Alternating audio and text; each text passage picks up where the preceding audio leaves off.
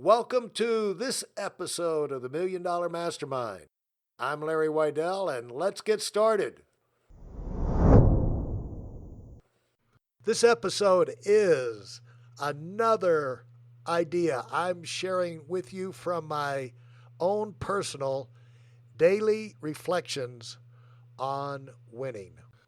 Okay, I've got something I want to share with you. I'm just kind of debating this out in my mind. I was listening to a podcast and they had this expert on, Ramani Durvasula. And she's got a lot of YouTubes, a lot of books, and she's like the world's greatest expert on narcissists, psychopaths, all of the psychos. And, the thing came out that, we all deal with these kind of people. They're everywhere. They'll ruin your life if you let them because they become very agreeable to you, very nice. You just love them. They mirror all your behavior to get you to like them. And then once they've got you, they're snaring you, then they turn on you and they start taking control of your life. And you start behaving very weirdly and thinking you're the problem, but they've like turned you inside out. And so they can like ruin your life if you let them. Unfortunately, some of us have parents that are like this. Unfortunately, some of us have discovered after getting married that we were married to one. And, the thing is that it's a tough situation. But what came out of this, and I'm not going to go on the record as laying down the law on the narcissistic behavior and how to deal with narcissists on this because, I'm not an expert. But I am going to tell you one aspect of it. Like she's got this 267 point question test. She said, like, if you're looking for a mate, she said the ideal thing is you put them, if you could get them to do it, is you'd put them through this 267 question questionnaire thing to find out if they're likely to be a narcissist or somebody who's nice to be around. And she said, essentially it comes down, are they agreeable or not? And if they're agreeable, I've heard a long time ago that the long-term success of marriages depend on how equally open to compromise both parties are. And the point of that is that if you're open to compromise in the relationship, you value the relationship more than you do whatever point of conflict or dispute that's on the table at the moment, so you're willing to compromise. And if you get a thing where one party compromises all the time, then you've got an abusive relationship, a narcissistic relationship, and one that is not going to last. And so equally ability to compromise. And so she's going on about, you're looking for somebody agreeable. She said, here's what she said. And of course, she's been married a time or two herself. And she said, it's an interesting field of study. The only way I can stay in it, because I deal with all of these weird people, is I have to go to therapy. She said, I've gone to therapy my entire life, every week. It's the only way I can deal with all kind of these kind of weird people, because there's a lot of stress there. But she said that, if you want to look for a mate or, somebody to be in business with or whatever that's not going to be creating problems, you go in and, you look for the agreeable side of it. But she said the problem with the agreeable side, especially as a mate, and she's a she talking about looking for a male as a husband. She said, unfortunately, the agreeable ones don't make much money. And, had a big laugh with the host there. And so she said, I've got an agreeable one now, but unfortunately, he doesn't make as much money as my other ones did or my first one did. And so, a big laugh of that. And the point, so she put the point on the table.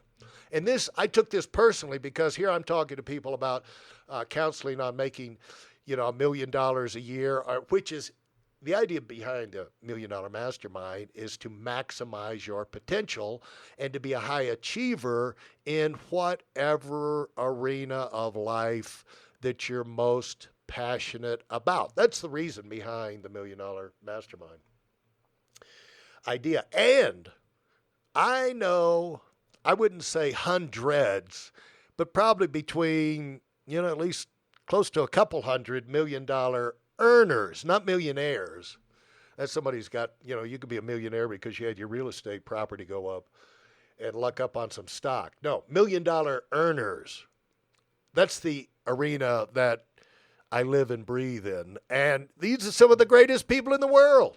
Even when I went to North Carolina, we moved up there, and we first got on one side of town in a little inexpensive 3-bedroom rental. And then once we it had some success, the income rolling in, we started looking at other neighborhoods to buy a house. And there was one thing, New Irving Park. And they said, don't go to New Irving Park. Oh, the people are so nasty over there. They're stuck up. Oh, you don't want to go there. They're wealthy and they're all full of themselves. We went over to New Irving Park and found they were some of the nicest people in the world. Friendly. The people who didn't live there, they had all this misconceptions. And so, of course, we moved to New Irving Park. And so the thing is, it's like that in the world. It's like people have this misconception that you have to sell your soul to the devil to be successful. And, when people come up with this thing like, hey, you're either narcissistic or you're agreeable, it's like, wait a minute. I know hundreds of people that are super duper successful, and a lot of them making $1 million a year that are very agreeable, very cooperative, very humble, very interested in other. They're givers, not takers. And in my experience, not everybody's super successful, but the deal is to be successful, you have to have a team. And if you're a pain in the butt, you're running people off all the time. And I used to have an assistant, a personal assistant, excellent, and she grew up working for her father. And she said, the trouble with my father is he runs everybody off all the time. And he's super successful. He's super successful, but he goes up and down because he's always exploding and running people off all the time. And the thing about that, you blow your momentum, and it's hard to start from scratch all over the time. So most of the people I've found in my experience that have success and stay, serial winning, which is what my book's about, which is my theme, you have to be able to get along with people. You have to be agreeable. You have to compromise. You have to have a long term. You got to let people be people. You got to let them be themselves and pull out the good and let them grow. The thing is they might not be good at this year, they'll be good out next year. So it's just like, let the relationship develop. Find a way. If you got to compromise. You're probably not so perfect your own darn self, and what I've found is that successful people, most of the successful people I'm around are agreeable and cooperative because they want to have a team and then they want to keep their people with them.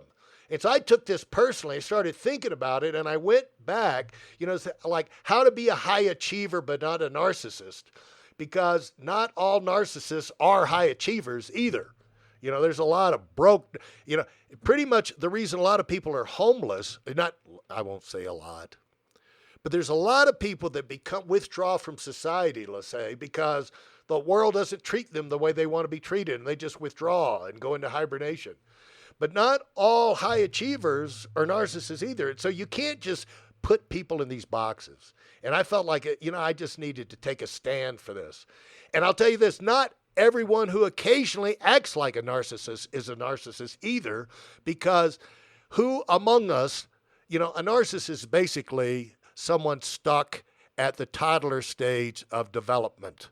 You're a 2-year-old, you're 18 months to 2 years old in your mental development, and you want the whole world, you want everything you see you want, and then you want everybody to, to the world to revolve around you, and that's all you care about. And so and who among us doesn't occasionally act like that? So the point is to recognize occasional narcissistic behavior, perpetual, permanent narcissistic behavior, and not let it invade and damage your life and relationships. And if you see it in your own behavior, get your act together, apologize for your own stupid self, and improve, get better. But the point, because you're going to run people off otherwise, and the point is when you recognize people with narcissistic behavior, realize They will try, control, try to control and manipulate you, and they will, in spite of themselves, they'll try and disrupt your life, and you'll either have to distance yourself from them or find other coping mechanisms if you can't distance yourself. And you might just, otherwise, they're going to ruin your life. And if you let them ruin your life, it's your darn fault. It's your fault. And it doesn't matter if they're aware of what they're doing, because most of them don't see it. Most true narcissists, and all these psycho type things, they're looking at the life through their lens, and they're not aware of how they're impacting. And so you can't wait for them to wake up. You cannot reason with them. Someone said, when you're talking to a narcissist, you're talking to their face, and you see their eyes and everything, and you've got to realize there's nothing behind the face. They're not understanding you. They're looking at you, waiting for you to shut up so they can get on and tell you then what they want again. But you're not connecting when you talk to a narcissist, unfortunately. And so if you run into someone with permanent narcissistic behavior, you got to get away from them, or they'll drag you down. And the thing about narcissistic people is they're super insecure, and they cover it up with all this behavior. And they're entitled and self-absorbed and more worried about themselves than anyone else or what's going on in the world. And, they're pretty fragile. Anytime you challenge them, they blow up. You got to get away from them. But the point is this: how can you get in the world, and, how is it that some people are able to be high achievers, make the right things happen, take charge of their life, stay in charge of their life? I see this all the time in business. People that, they just don't know how to assert themselves. They just don't know in interactions with other people. They don't know how far to go. But, the deal is this. Think of it this way. I think the answer to this is very simple. It's like a coin that has two sides, and I was alerted to this early in my career by Art Williams when he looked at me, and he said, and this was when I was super agreeable, because I was raised as a Christian. I am a Christian, and, I had the attitude that if you go through life and you do good things and you treat people right, surely goodness and mercy will follow you, and the heavens eventually will open up, and money will rain down from heaven if you behave this way in business. And guess what? It won't. You might occasionally get some luck into something, but your life is not. You have to make positive things happen. You have to take charge. You have to be definite. You can't be wishy-washy. You have to take responsibility. And the way it was explained to me that clicked immediately, I've never forgotten what Art said: to be a good leader, to be a good entrepreneur, to be someone who people look up to, and a person of responsibility and achievement and stature, you have to do two things. First of all, you got to be a good person. And a good person is somebody who has good beliefs, good character, reliable. But the ultimate test of that, how people can tell if you're a good person or not, is how you behave, and primarily how you behave towards them in relationship to, if you make a commitment, you say you're going to do something, do you do it, whether it's convenient or not? That's the thing of being a good person. Be a good person. If you make a commitment, follow through. So that's a good person. But on the other hand, most people will be a good person. I was being a good person. I was being a good boy. I grew up, I ate all my vegetables. I cleared my plate. I was a good boy. I did my homework. I went to school. I got good grades. Yeah, great. But when you get out in the real world, the thing about the real world that makes the real world is, I don't care if you are on a salary or you're on a commission or you're running a business, you must produce. If you're a common laborer, when I was in high school, I carried bricks up ladders. On the beach up there in the Hamptons when we were, in the summer building houses on the beach. I did all kind of things. Worked at Tasty Freeze. I worked at restaurants. I butts tables. I did all kind of labor. I had to produce. I was low income, starter, minimum wage I had to produce. We all have to produce. And so the thing is, if you're going to be a responsible person in the world, you got to be a good producer. You have to get things done within time frames. You can't be la-di-da, la-di-da, it'll work out. No, you got to be a good person. And that's what Art Williams was trying to thump me in the head and get me to wake up. And by the way, I was making $3,000 to $4,000 a month in my career for like 4 years leading up to that conversation. I got money motivated. He said, "You're not money motivated, Larry. You're not producing the things that would turn into money in business, and you're the leader. People are looking to you for leadership. You got to produce.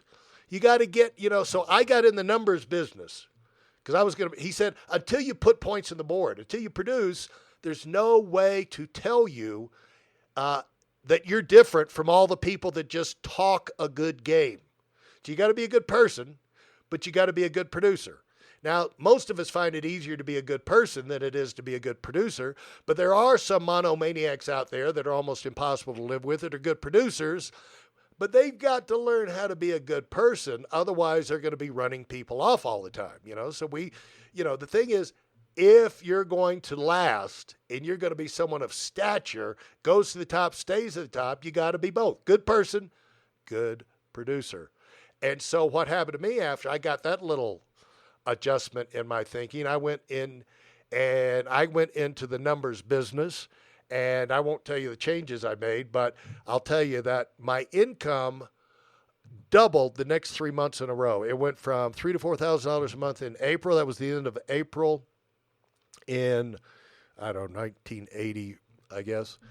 And the next month it went to 6,000. The next month it went to 11,000. The next month it went to 22,000. And then I think it only ever went under 20,000 3 times in a December or something ever again, just barely 18.9 or something like that. And then it went up from there. But the thing was, I was producing, and I kept my mind on it. And so the idea with you, don't be apologetic about being successful or going for success. But just make sure as you produce, you're agreeable. You're a good person. You keep your commitments. You're giving to other people. You're enjoyable to be around. So anyway, don't let people scare you from being successful by telling you that if you are successful, you're going to turn into a monster. You're not going to turn into a monster. So anyway, I wanted to get that off my chest. All right, looking forward to next time. I knew I was going long, but thanks for listening to this episode of $1 Million Mastermind with me, Larry Weidel. If I've helped you in any way, leave us a 5-star rating and review on Apple Podcasts. For more information like this, listen to our other $1 Million Mastermind episodes and check out my Weidel Academy YouTube channel and visit us on WeidelOnWinning.com. I'm the $1 Million Mastermind, and until next time, go, go, go.